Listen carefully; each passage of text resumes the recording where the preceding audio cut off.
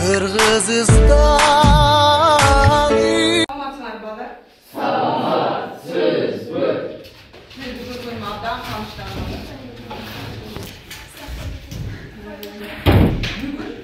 Bugün balar. Abdan manevi, abdan kızıktı, abdan son insan. Bizde bunday söz var. Can adamdı canlandırır. Can adamdı canlandırır.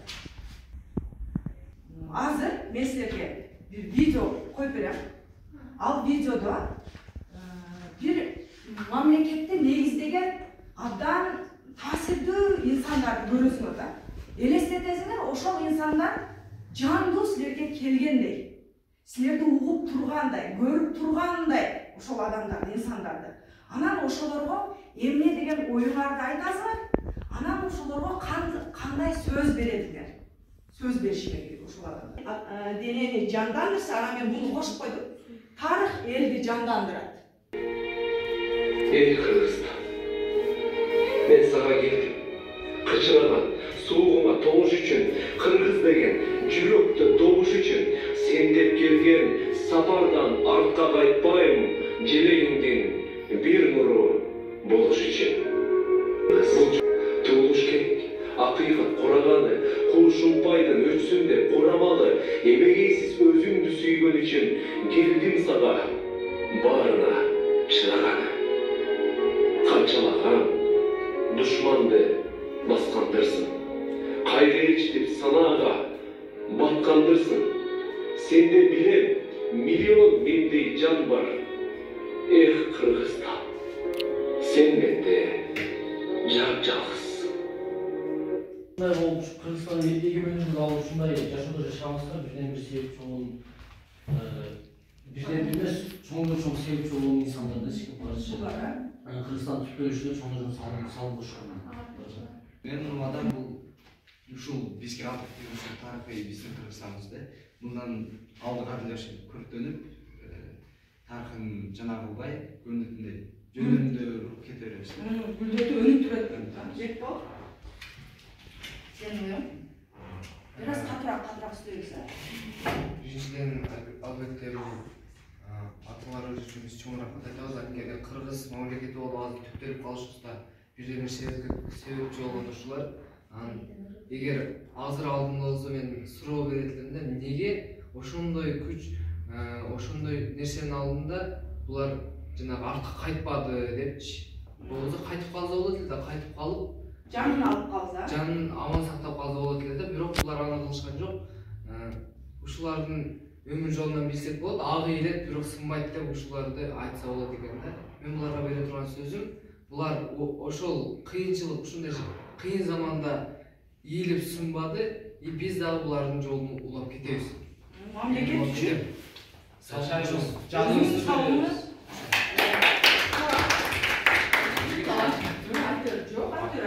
Эркин айтылар. Эркин айтасыз. Беким айткандай эле мамлекет үчүн жаныбыз беребиз эчке бардык нерсени кылган. Мамлекет үчүн бардык күчүбүздү жанагы кылабыз. Жумшайбыз. Эмне деп сөз убада берет, же сөз берет деп. Көрүп турат. Убада бербейт эле эчке кантине башка. Ошону ишке ашырат. Үчүн өздөрүнүн канын төккөн десек болот. Буларга айтарыбыз, булар бар үчүн азыр биз барбыз, акылет бирок сынбайт дегенде булар өлсө дагы артынан ушундай патриот өздөрүндөй уулдарды ээрчиткендигинен, ушундай гендерден төрөлгөндүктөн мындай Кыргызстан азыр мамлекет болгондо ушулардын салымына кошулупчу. Ошондуктан азыр деле мындай жигиттер бар. Кыргызстан өнүгөт, өсөт. Анан ошол репрессиялаган ушул аталарыбыз Сталиндин ошол мисалы үчүн бүт Кыргызстандын акылдууларын репрессиялап атып салышканда буларга мен эмне демекмин, буларга рахмат айтмакмын. Буларга убада бергенде Кыргызстандын желегин көтөрүп, олимпиадалардан биринчи орундарды алып келем деп убада бермекмин. Буларгачы. Кийинки тапшырма дагы деле видео болот. Бул видеодон эмне кыласыңар? Силер окуяны окуя бар, бирок ошол окуяны улантасыңар. Кандай болду? Жыйынтыгы кандай эмне болду? Аныктоо. 1922 жылы март айында Ташкент шаарында болуп өткөн 13-чү жалпы Түркистан съездинде Абдыкерим Сыдыков биринчи жолу Тоолу Кыргыз областынын Түзү демиргеси менен чыгып сүйлөп, делегаттардын колдоосуна ээ болду. Ал ушул съездде аталган областтык түзүүнү уюштуруу комиссиясынын төрагалыгына шайланып, ушул эле жылдын 4-июлунда Бишкекте областтык түзүүнү уюштуруу съезди өтүп, анда Тоолу Кыргыз областы салтанаттуу жарыяланат. Андан кандай үн чыкса да, элге зыян алып келип. Мында ушундай бир окуя көрдүк, Бул окуянын качанкы окуя экен? Бул ушу Тоолу Кыргыз районунун түзүүндөгү областтын түзүүндөгү анан ошо өзүнүн окуганын алдына Шена Арабаев Кимдерди тааныдыңар бул жерде? Шена Арабаевди тааныдыңар, Абдрахмановду тааныдыңар. Ошолар менен кошо Иманалы, Айдарбеков. Ошолар менен чогуу маектешет да, булардачы. Егермендер Тоолу Кыргыз областын түзөлүнүп дегенде Сыдыковго каршы чыккан Кудайкулов болот. Жок түзбөй эле коелу, Биз ким менен бололу? Биз андан көрө казак АССР же өзбек АССРине кошуп кетелик, Кыргызстандын кереги жок да. Казак АССРине кирүү сүнүшү менен көбүнчө. Ошентип булар аракет кылайын дейт да, Кыргызстан өзүнчө бир республика болсун деп, бирок биринчи ишке ашпай калат. Сталин болдучу. Туура. Дагы окуя кандай болот деп ойлойсуңар мындан кийинкиси? Азыр ушул топтолуп чогулуп Кыргыз мамлекетинин Кара Кыргыз же болбосо Кыргыз автономиялык областын түзүү жөнүндө ошол жөнүндө сүйлөшүп атат, ушул ой ишке ашабы? Шена Арабаев айтып го бир жерден бир жакка да баш бир жерден кол чыгарат дейт. Ошо баарыбыз биргелешип иш кылсак, эгер Кыргыз автономиялык областын түзө алабыз деп. Биздин ушунчалык кылган иш аракеттерибиз текке кетеби деп эми жанындагы шерттештерине айтат да. Арет, сенде кандай ой бар? Окуя кандай улданат деп ойлойсуң? Кыргыз мамлекеттик төрешүнө биринчи аракет кылышат, аракет кылган ал ишке ашпай калып. Ишке ашат, бирок көп убакыт өтпөй кайра бузулушуна болот да. Бузулат да. Бул планы бузулуп кетет деп ойлойсуң, Бирок түзүлөт эчки. Жок, бузулбайт эчки. Ошол кылган иш бузулат да, бирок ошол план бузулбайт. Планы бузулбайт. Ишке ашырылган. Ишке ашпай калат. Бирок мыналар сүйлөшүүнү ишке ашпай калат биринчи да. Кара келип. Сталиндин ушул сөздүү телеграммасынан кийин автономиялык областтын түзүлүшү дагы 2 жылга кеченгенде Абдыкерим Сыдыков, Юсуп Абдрахманов, Ишеналы Арабаев, Баял Исакеев, Иманалы Айдарбеков сыяктуу өз учурунун билимдүү, Жалындиров, Тамбас уулдарынын көчүргөн аракеттеринин аркасында 1924 жылы 14 октябрда РСФСР урамына кирген Кара Кыргыз автономиялык областы түзүлдү. Келгиле, бирден сурап алайлы. Мына биз эмне экен, мамлекеттин бүгүнкү темабыз кандай экен? Бүгүнкү темабыз бар да? Кыргыз мамлекеттик төрешү.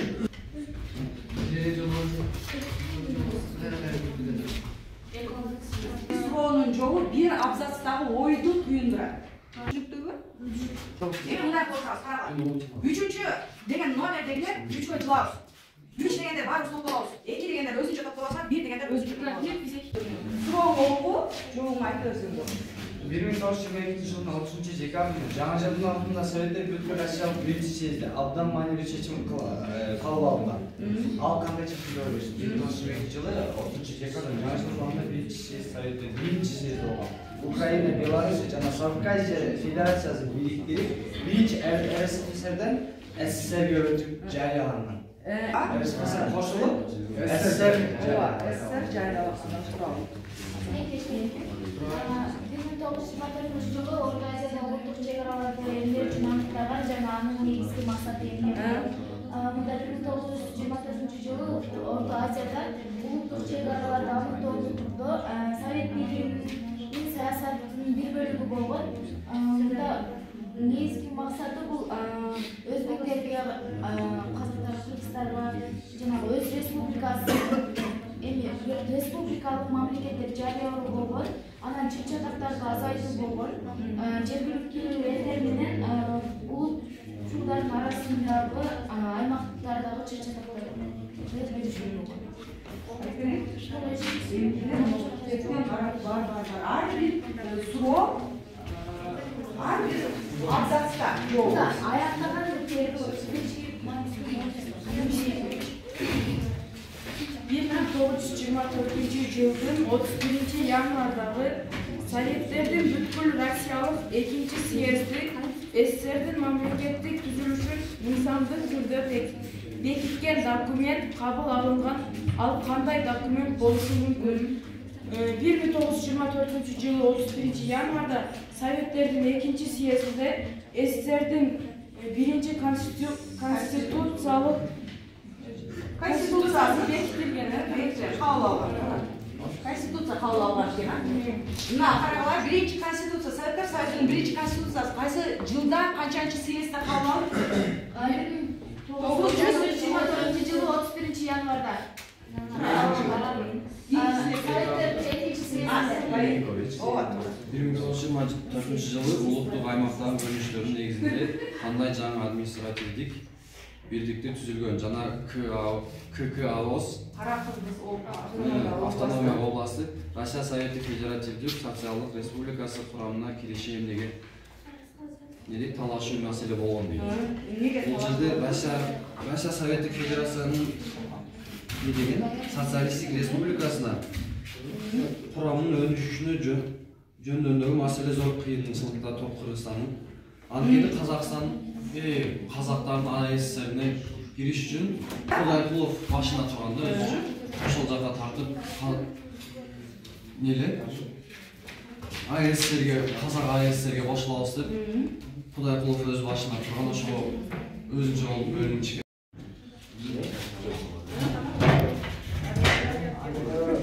Кыргыз автономия областынын аймагы халкынын саны айрыкчтан башка жана башка канча болгон?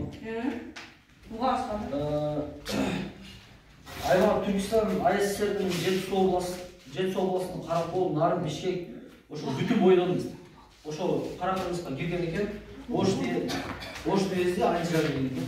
14 болуштук болгон экен. 14 болуштук деген. Халкынын саны 828 миң болгон экен. Анын 16% орус, 15% өзбек, бөлөм улуттар 4% болгон экен. Анын метр аягында 200 миң чарчы метр болгон экен. Алар арасында 6 шаар болгон экен, 365, 361 айыл штаттар, 5 куттур. Азамат. Мына ушул азыркы айтып кеткен статистика менен кайсы эмне түзүлдү ошондо? 3 сааттан чыкканы болгон экен ба? Азыр карагыла үчөөнү бошоталайын дегенчанда.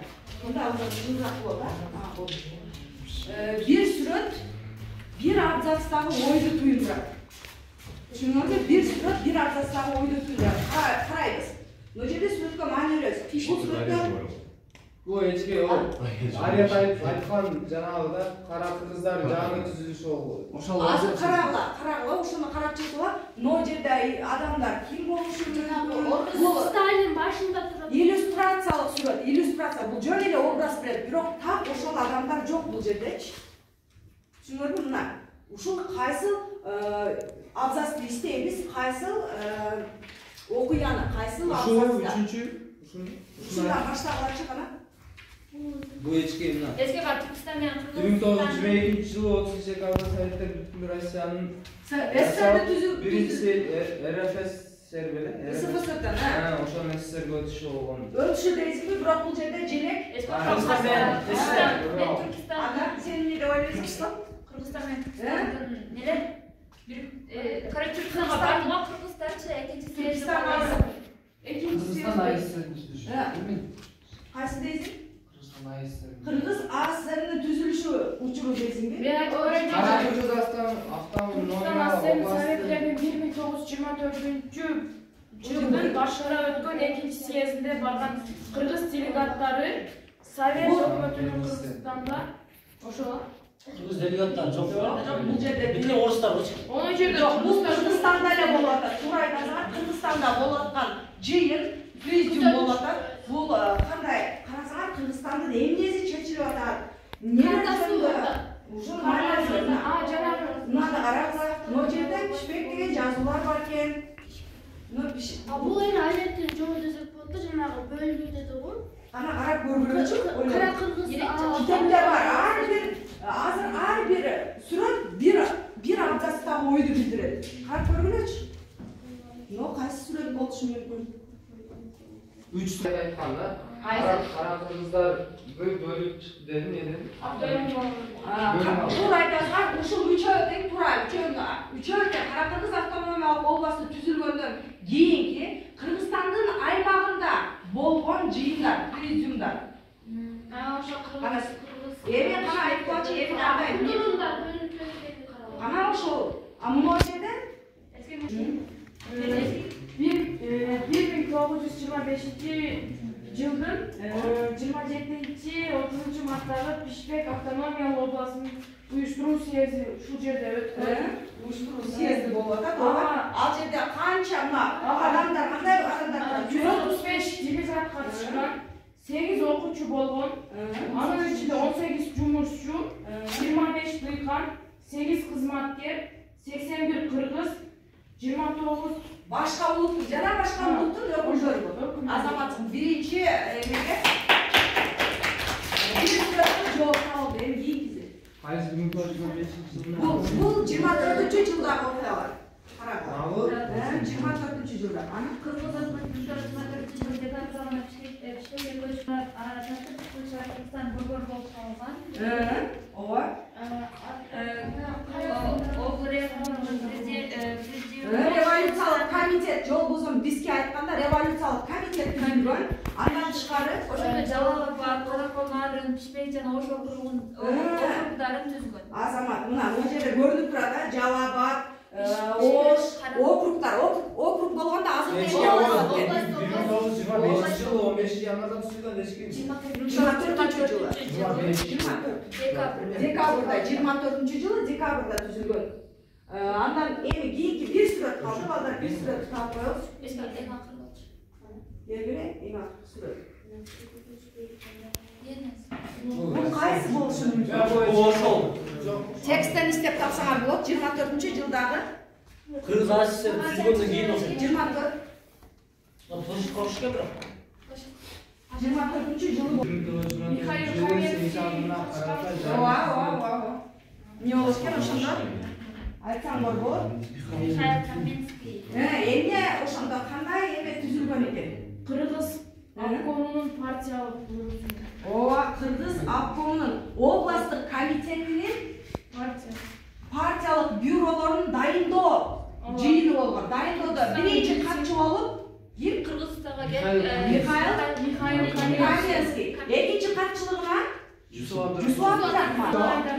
Иманалы Айдарбек бул Ревкомдун төрагасы. Революциялык комитеттин төрагасы болду. Кийинчерээк ошол революциялык комитеттин төрагасы кийинчерээк эл комиссарлар совети деп алмаштырылган. Ревком кийин элком болгон. Түшүндүңөрбү? Ревком биринчи, кийин элком болгон. Биринчи революциялык комитеттин төрагасы ким экен? Иманалы Айдарбек. Шуну туура айткыла. Иманалы Айдарбек. Ал эме экинчи Жусуп Абдрахман эми кийинки тапшырмабыз кандай эле? Суу деп коебуз да. Убачы окуп Бүткөндү мени билип силерге жетти. Недеде экендиги таба аласыңарбы? Кат, ошол убакта кат. Ошол убакта каттан билдим кат экен.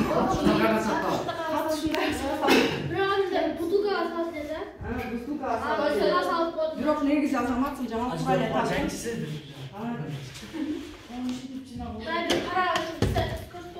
Бул кат кандай кат деп ойлойсуң? Эмне үчүн маанилүү кат?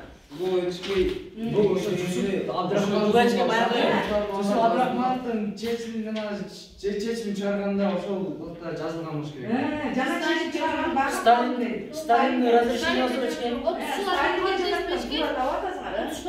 30'çulardın katı. Buna mogu 30'çulardın. Sizler aytkan kat. 30'çulardın katı. Emne üçün 30'çulardın katı dep atalып kalgan. 30 kişi bu. 30 kişi. 30 kişi olup başında. Okrugdardın, okrug jetekçileri, Akkomdun katçıları, şu Yusuf Abdurrahman başında turgan. Bunun en birinci başlaran şu 30'çulardın katı Abdülkerim Sıdıkov. Ошол баштаган 30'çulardын каты. Эми мына ошол 30'çulardын каты менде 30 жылдыгы да бар да. Эмне үчүн мындай? Качан окуугачы маанисинде? Ана маанисинде окуйбуз.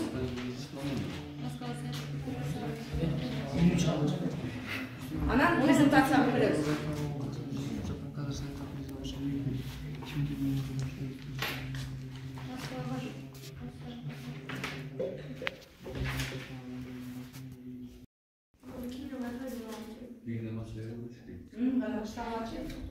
Не жөнүндө мазмуну катты мазмуну да. Эчке 30'çulardын Уланды? 30'çu эчке. Уланды не болду? Эчке. Качанын негизги максаты элдин кызыкчылыгын көздөп болгон экен да. Туруп айтсаң болобу ушуну мынаны кармап алгын деп колуңа. Негизги экен да мунусу. Негизги, Эң негизгиси ошо элдин кызыкчылыгын көздөп. Азыр болсо андай принциптер сакталбай жатканын айткан. Ошол 30 адам натыйжада эмне болуп калды экен? 30 адамдын ою ишке аштыбы? Ашты деп ойлойсуңбу?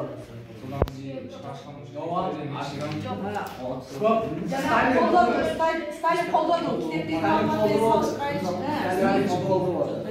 Экинчи съездде булар түркүчтөн алышкан. Эмне үчүн? Жана болгондо ошол жерде бекип турушкан. Өздөрүнчө эле бекип. Бул Кара Кыргыз автономиялык областы түзүлгөндөн кийин, анан Кыргыз автономиялык областы түзүлгөндөн кийинки иш болуп атат да. Ошол түзүлгөндөн кийин анан кыргыздарды жанагы Михаил Каменский эмне кылат? Каршы чыга баштайт да. Ошол натыйжада мына китебиңерде бар, карагыла. Китепти карап, шашылып чыккан. 30'çulardын каты деген өзү жазылып турат да.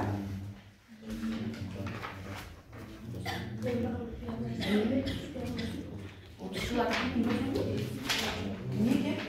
Емдер, силер айтып кеткендердин баары бар ошол жерде.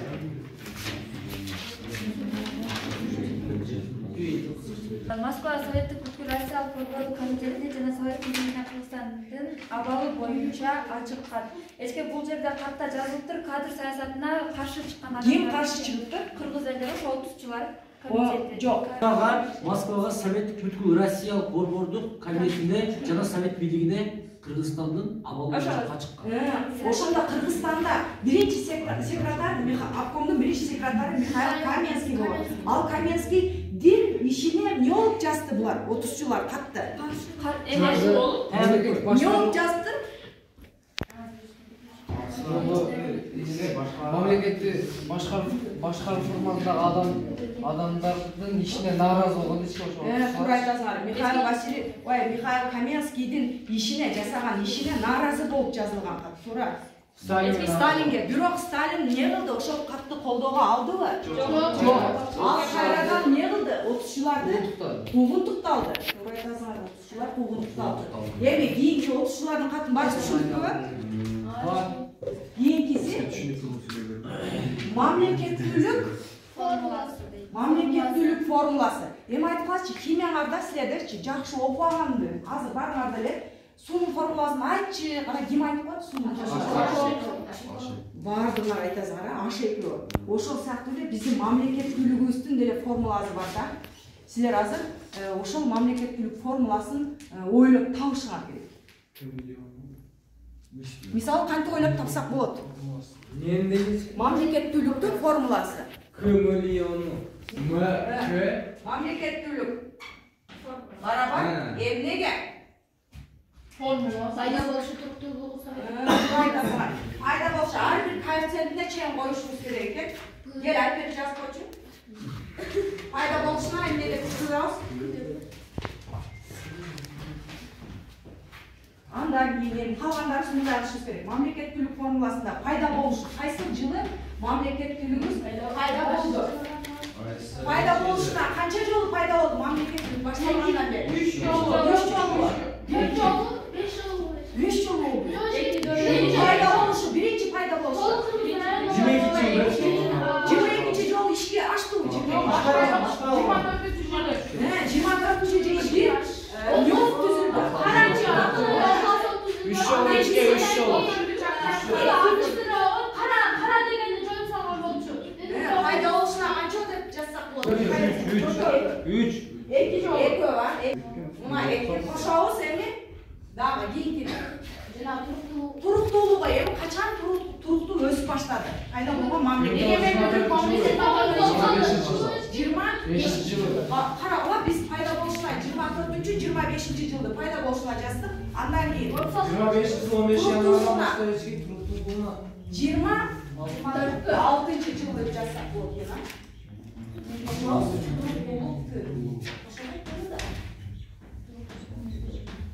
Жыйырма алты деп койсок болот экен. 26 жыл. Андан кийинки Советтик Республика. Советтик Республика качан болду? 36 жыл. Эмне кандай болуп аталган? Советтик Социалистик Республикасы болду. Андан кийин 36 жылкы эмне болот экен? Советтик Республика болушу. Мына С деген эмнеси экен? Советтик Республикага айдарышы азаматсызга 36 жыл. Мына көрдүңөрбү?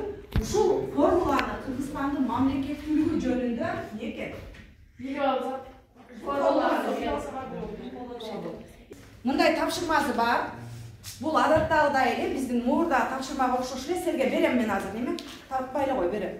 Мынаны кара. Тарыхый факт же фейкпи деген тапшырма.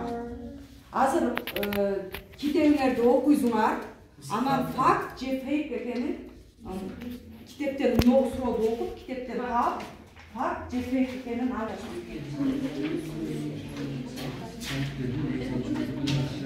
Жок, бул ушул текст окуп деген салып эмне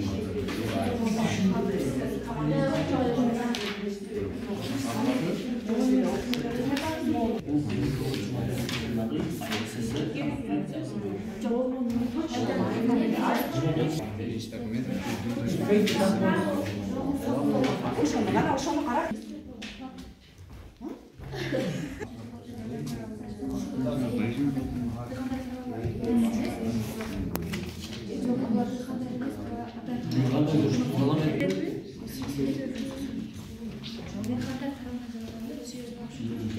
Изилдеп бүттүңөрбү? Китеп менен салыштырып кетесиңер да.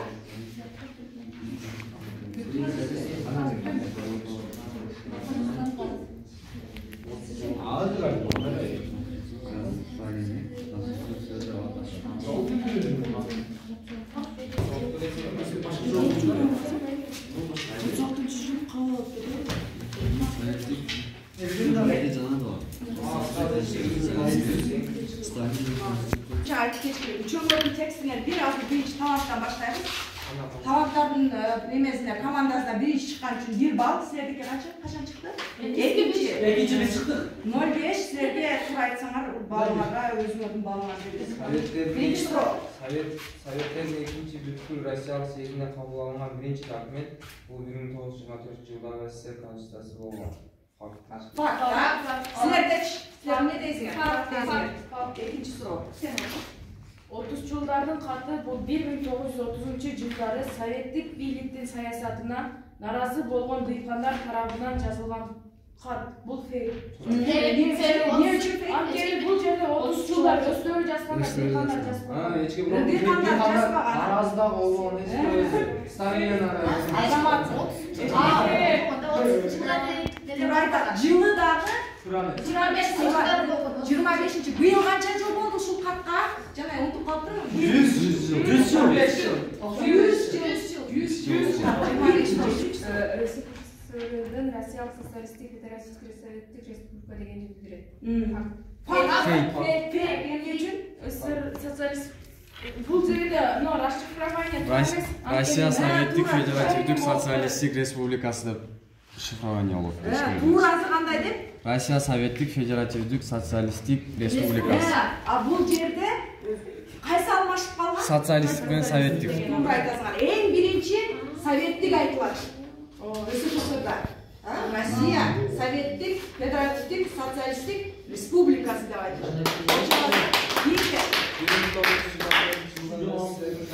Конституциясына ылайык республикалар толук көз карандысы болуп сыздыкка ээ болгон. Жок,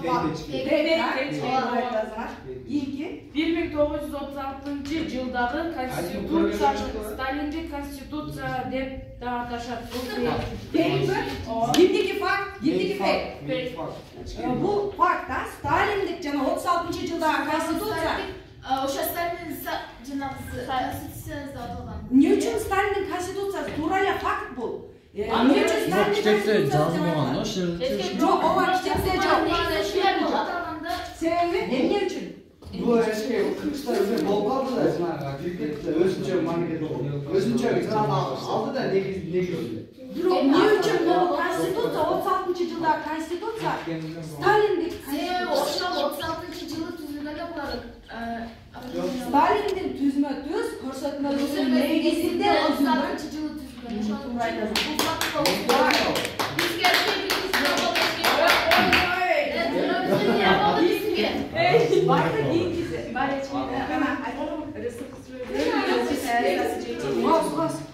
Жеке менчикте өнүгүү жана капиталисттик экономика түзүү болгон. Не, факт бу. Жеке эң акыркы түзүүдө. Эң акыркы. Сатып окупайчы ошону айтып. Жок, СССРдин негизги саясаты жеке менчикте өнүктүрүү жана капиталисттик экономика түзүү. Туура айтат. Но ушу фактпы же фейкпи карагыла? Жеке менчик өнүккөнбү? Жанагы убакта, СССРда. Жок. Ал жерде кандай болгон? Социализм, коомдук, социалдаштыруу.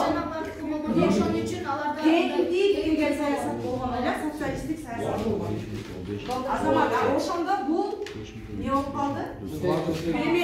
Эң акыркы окугула.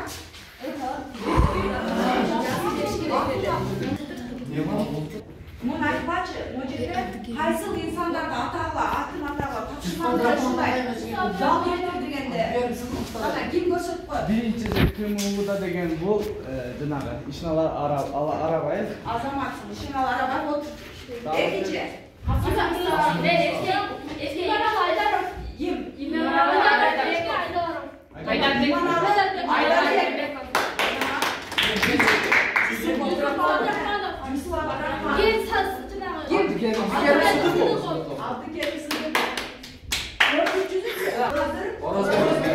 Ушулардын бардыгы балдар репрессия болуп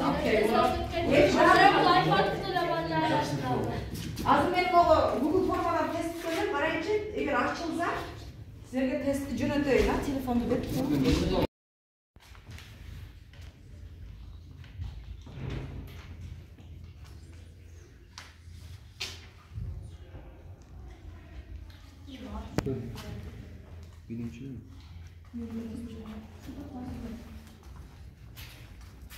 Бүгүнкү сабакта зериккендер болуп Эшке башкача болду деген.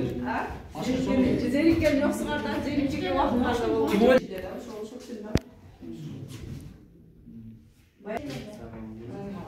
Эки отура экен. Эки отура экен деген.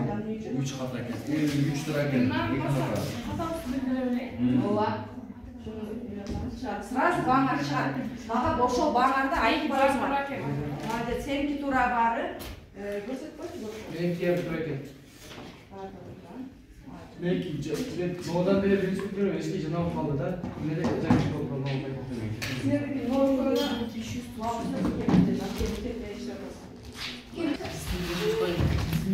1924-жылы Кыргыз Кара Кыргыз автономиялык областы түзүлөт. Кийин ошол Кара Кыргыз автономиялык областта Кыргыз АССРине айланыш жөнүндө да биздин жанагы ошондо бул Кассыр деген сөз, касса дегенге окшош экен да. Анан биз кассанын сүрөтүн тарттык да, кичине күлкүлүүрөөк болуп туруп, кассанын сүрөтүн тарттык да, бул жерге Абдрахмановдун сүрөтүн тартып койдук. Абдрахмановдун сүрөтүн тартып туруп, биягына эл Совет Совети 1927-жылы түзөт дагы, анын төрагалыгына Жусуп Абдрахмановду коюшат да. Кыргыз АССРнин түзүлүшү бул 24-жылы Кара Кыргыз автономия областы түзүлсө 25-жылдары эле айтат. Атын кичине өзгөртөйт дейт да, бирок бул болбой келет. Кийин бир жылдан кийин 26-жылы 1-февралда Кара Кыргыз, жок, Кыргыз АССР болуп өзгөрөт атычы. Кийин ошо Кыргыз АССРине башкаруу формасы дагы кичине өзгөрөт. Ал жерде бийлик башына кыргыздар келип баштайт. Бираз буга чейин мисалы бардык обкомдун биринчи секретарлары көбүнчө кайсы улуттан болуп келди? Россиядан келди. Орус улутунан түздөндү, Сталиндин буйругу менен гана дайындалып келди да. Азаматсызга. Жакшы, соңку катышуулар бүгүнкү саат эмнеси менен силерге жакты, эмне болду? Ушундай. Доскар болуп ушундай. Мисалы, Жаман түшүндүм, эки жолу түшүнүп, үчүнчү түшүнүп тамагы. Жатка билип калдылар. İnsanlarda eslep жүрөгүбүзгө сактап калдык. Алдыда силер үчүн рахмат. Бул дагы болсо силерге бир аз болсо дагы билимдер, ушул мамлекеттик жөнүндө тереңирээк билип калышыңар үчүн сабак болду да. Катышып бергениңерге чоң рахмат. Сизге дагы рахмат.